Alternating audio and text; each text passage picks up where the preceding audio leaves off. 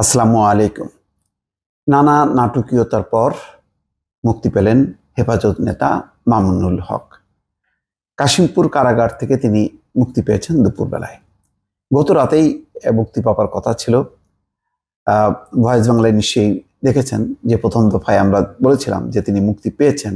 আসলে ওইরকমই একটা মুক্তি হয়ে যাবে 9:40 যখন আমি বলছিলাম, তার মানে যখন কি ভিডিও আপ হবে ততক্ষণে তিনি বের হয়ে যাবেন।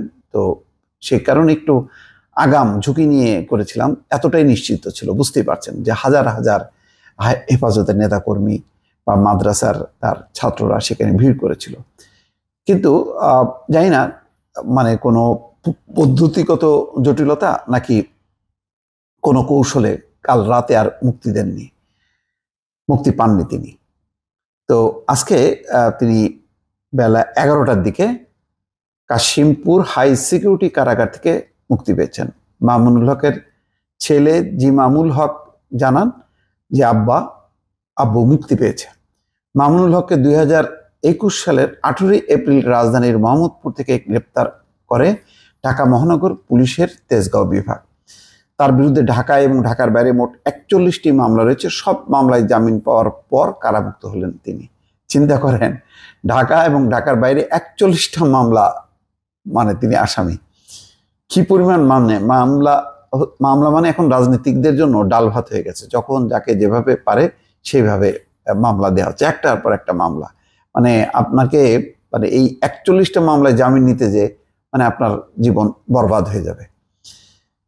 সর্বশেষ গত 28 এপ্রিল চট্টগ্রামের হাটহাজারী থানায় দায়ের করা একটি মামলায় মামুনুল হক জামিন পান।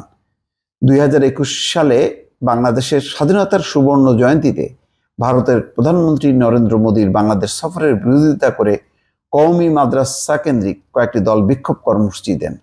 ওই সময় ঢাকার বায়তুল মোকাররমের উত্তর গেটে বিক্ষোভ কর্মসূচি ঘিরে সহিংস ঘটনায় আলোচিত ছিলেন মামুনুল হক। ঢাকা ছাড়াও চট্টগ্রামের হাটহাজারী, ব্রাহ্মণবাড়িয়া ও নারায়ণগঞ্জে হেফাজত কর্মীদের সঙ্গে পুলিশের ব্যাপক সংঘর্ষ হয়। আসলে ঘটনা ছিল ওইটাই যে নরেন্দ্র মোদীর ঢাকা সফরের বিরোধিতা করা, এটা তো হজম করা সরকারের পক্ষে খুব কঠিন ছিল। যাক, এরপরে আবার জাতীয় নির্বাচন, দ্বাদশ জাতীয় সংসদ নির্বাচনের আগে মামুনুল হক মুক্তি পেলে তখন কি পরিস্থিতি হয়, বিরোধী পক্ষের সঙ্গে সেও একাত্মতা ঘোষণা করে আন্দোলন শুরু করে কিনা, এই নিয়ে নানান রকম হয়েছে। এর মধ্যে হেফাজত কখনো নরমে গরমে নানাভাবে সরকারের সাথে যোগাযোগ করেছে এবং এই আলাপ আলোচনার মধ্য দিয়েই হয়তো তার মুক্তিটি হয়েছে। যাই হোক, ওই ঘটনার পরই রাজধানীর পুরনো ঢাকার একটি এলাকায় বঙ্গবন্ধু শেখ মুজিবুর রহমানের ভাস্কর্য স্থাপনের বিরোধিতা করে নতুন করে বিতর্কে জড়ান মামুনুল হক। তুমুল বিতর্কের মধ্যেই 2021 সালের 3রা এপ্রিল নারায়ণগঞ্জের সোনারগাঁয়ে এক রিসোর্টে তিনি এক নারী সঙ্গীকে নিয়ে বিব্রতকর পরিস্থিতিতে পড়েন। সঙ্গে থাকা নারী সঙ্গীকে নিজের স্ত্রী দাবি করেন। এরপর তার অনুসারীরা হামলা করে মামুনুল হককে সেখান থেকে ছিনিয়ে নেয়। এই ঘটনার পর তাকে নজরদারি রাখা হয়।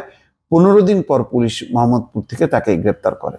মামুনুল হক হেফাজত ইসলামের বিলুপ্ত কমিটির যুগ্ম মহাসচিব ছিলেন। খেলাফত মজলিস ও মামুনুল হকের পারিবারিক সূত্র জানিয়েছে, গ্রেপ্তারের আগে পর্যন্ত মামুনুল হকের বিরুদ্ধে 11টি মামলা ছিল। সবগুলোতে তিনি জামিনে ছিলেন। 2021 সালে গ্রেপ্তার হওয়ার পর তার বিরুদ্ধে আরো 30টি মামলা করে, তার মানে 41টা মামলা। তো যাই হোক, এখন দেখার বিষয় যে মামুনুল হকের যে মুক্তিটা, সেই মুক্তিটা হেফাজতের জন্য কাঙ্ক্ষিত ছিল, তার পরিবারের জন্য কাঙ্ক্ষিত ছিল। মামুনুল হকের এখন কারামুক্তির পর তার ভূমিকা কি হবে, তিনি কোন পথে হাঁটবেন? সরকারের বিরোধিতার ক্ষেত্রে যেই বিষয়গুলো বিদ্যমান ছিল, যে বিরোধগুলো, সেইগুলো কিন্তু রয়ে গেছে। যেমন সবচেয়ে বড় রাজনৈতিক প্রশ্ন যে একতরফা নির্বাচনে সরকার নির্বাচিত হয়েছে, এই সরকারকে কি মেনে নেওয়া হবে কি হবে না। মামুনুল হক এবং হেফাজত এই প্রশ্নের কিন্তু এখনো পরিষ্কার জবাব দেয়নি বা অবস্থান নেয়নি। তো আগামী রাজনীতিতে এই সরকারের যে নির্বাচন, দলীয় সরকারের অধীনে নির্বাচন, সেই নির্বাচনে যে টিকে থাকা এবং আবারও সেই একই ধারায় শাসন ব্যবস্থা পরিচালিত করা, সেটার ব্যাপারে মামুনুল হক ওনাদের বা হেফাজতের ভূমিকা কি হবে সেটা গুরুত্বপূর্ণ। আরও নানান ইস্যু আছে, সেই সব ইস্যু নিয়ে কি সরব থাকবেন নাকি আপাতত নীরব থাকবেন সেটি পরবর্তীতে দেখা যাবে। দর্শক ভালো থাকবেন, আল্লাহ হাফেজ।